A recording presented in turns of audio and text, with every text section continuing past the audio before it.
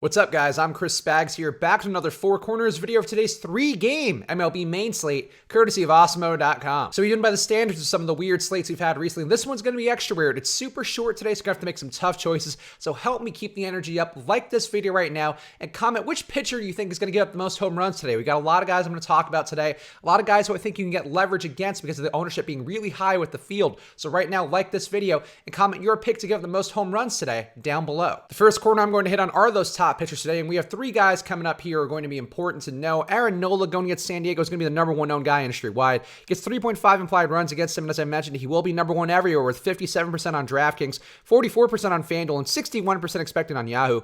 Nola's strikeout numbers on the year have leveled out with 10.3 Ks per nine, but he remains less effective at missing bats with a 9.5% swing strike rate and 9.5 hits per nine, which is down from an 11.6% swing strike rate and 7.1 hits per nine going back to last year. Now on paper, this is still a good spot in a pitcher's park going against a team with a 27% K rate versus right-hand pitching, but I do think going with some of the power hitters for San Diego can be good leverage because, again, Nola's going to be the highest owned guy by a pretty decent margin, so I like going against Nola, and I think going with Nola also makes sense, but probably at a portion less than the field. Walker Buehler going into Arizona gets 4 implied runs against him, and Buehler is just behind Nola in ownership with slightly worse stuff and a slightly worse matchup as well. Buehler is decently priced, but the 21.6% aggregate K rate for Arizona is less appealing than San Diego's, and Buehler's 8.7 Ks per nine and 10.5% swing strike rate seem to offer less upside than both Nola and Robbie Ray. As I mentioned the last time we had Buehler on a slate, I'm not a big fan of his. He got blown up that day. I don't know that he gets blown up today, but I think he has less tournament upside than both Ray and Nola. I could see getting there in lineups because, again, the price works, but he's not a guy I'm excited about. I'll have him with the field as a maximum, but probably substantially underneath it. Robbie Ray going against the Dodgers is the third of this ownership trio here. He gets 4.6 implied runs against him, and Ray's an intriguing tournament option with slightly less ownership than the other two guys we talked about so far.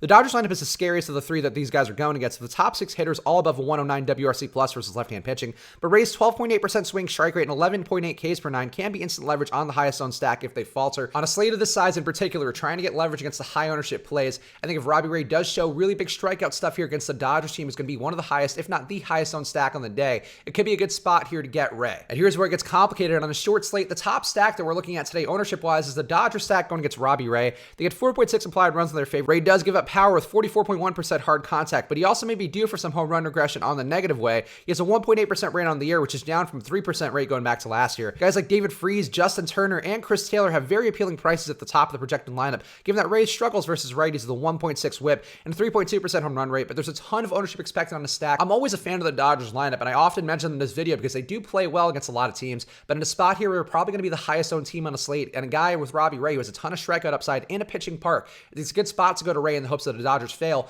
potentially as the highest owned stack on the slate. And a Houston stack versus Wade LeBlanc is another top stack today in terms of ownership with 4.9 implied runs in their favor, which is a slate high. LeBlanc has been hammered on the year with 12.4 hits per nine and 41.2% hard contact allowed. Alex Bregman is still decently priced despite a 156 WRC plus versus left-hand pitching, but Yuli Gurriel and Josh Reddick are both over a 137 WRC plus, and they're not far behind. Again, a full stack here works. I do like Bregman as a one-off once again because the price works, and he's clearly the best hitter in the Astros lineup right now, but LeBlanc has been bad enough. I think a full stack here is still appealing despite a ton of ownership expected on them. Now onto the lower-owned options on today's slate, and the Seattle stack going against Corbin Martin is a team that I like quite a bit. They get 4.6 implied runs in their favor, and Martin's been hideously bad versus righties in a limited 2019 sample size with an 11.4 xFIP, 12.9 hits per nine allowed, and a 13.5% home run rate. Corbin isn't great at missing bats with an 8.8% swing strike rate and a 23.5% chase rate, while guys like Mitch Haniger, Dan Vogelbach, Edwin Encarnacion, Domingo Santana, and Omar Narvaez are all over a 122 WRC plus versus right-hand pitching. Seattle's a bit underrated as a hitting team, and Martin's been bad enough where I think this full stack could have production today.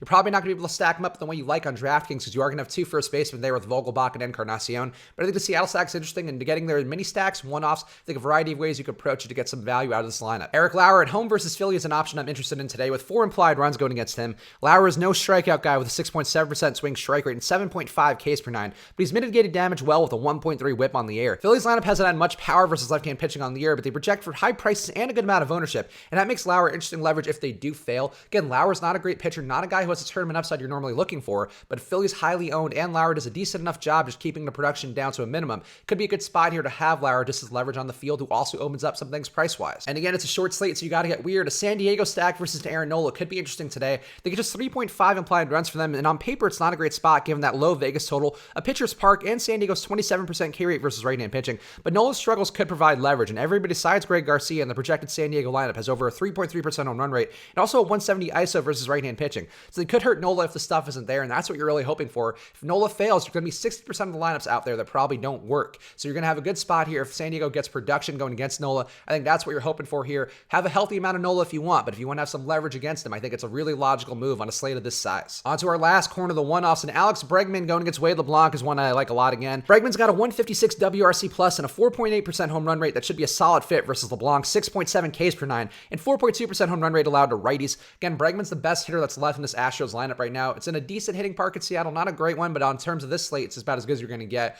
The spot here for Bregman's pretty good. The price works. I like him quite a bit as a one-off or as part of that Houston stack. Mitch Haniger versus Corbin Martin also interests me today, with Martin having struggled much worse versus righties and lefties in the same amount of batters faced. Well, Haniger's got a 225 ISO, 4.8% home run rate, and a 125 WRC plus to make him a nice one-off or again as part of a stack. I mentioned that I like the stack, but I think Haniger also works as a one-off. The price works. He's an okay fit, and I think overall he's a guy who's going to be lower owned compared to the first baseman who people attack because of the prodigious power that both Encarnacion and Vogelbach both have. And Eric Hosmer versus Aaron Nola is a one-off I'm also interested in today. Both Franmil Reyes and Hunter Renfroe bring more home run power on paper, but Hosmer's lefty-righty matchup as well as a 300 batting average and 125 WRC plus versus right-hand pitching make him an interesting cleanup hitter if Nola doesn't have it. Again, it's a slate where we're trying to find the slivers of advantage that we can, and if Nola doesn't have it today, there's a decent chance that Hosmer gets some production, hopefully has some guys on base in front of him, and has a chance to clean up here again in a nice lefty-righty matchup. So there we have it. Those are my thoughts on today's weirdly timed and also very short slate. So please like this video right now and comment your pick for which pitcher is going to give up the most home runs today. Got a few options here, some reasons why I've given you why some of them may be the ones that give that up today.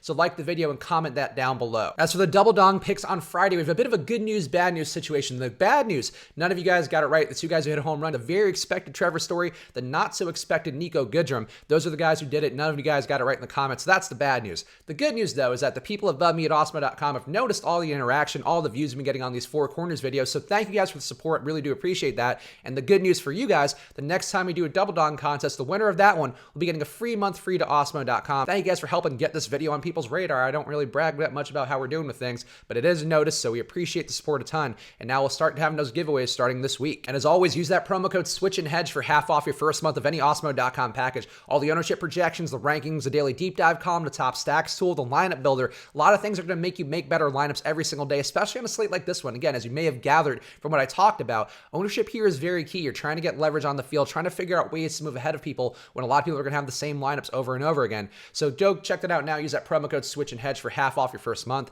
I'll be back again tomorrow for hopefully a longer, more fruitful MLB slate to discuss. So good luck.